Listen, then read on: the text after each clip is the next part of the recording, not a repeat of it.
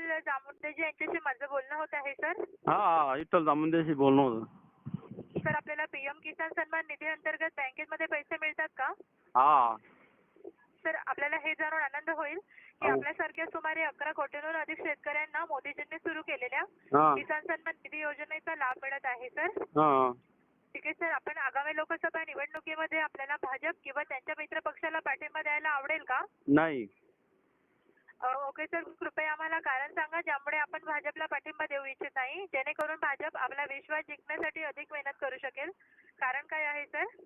कारण सोयाबीनला भाव नाही, कापसाला भाव नाही. ओके, या कारणामुळे आपल्याला भाजपला पाठिंबा आपण भाजपला पाठिंबा देऊ इच्छित नाही का? नाही नाही.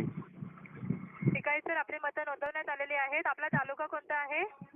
तालुका भोकरदन, जिल्हा जालना. ओके सर, ठीक आहे. धन्यवाद सर वेळ दिल्याबद्दल. आपला दिवस शुभ जाओ. हा.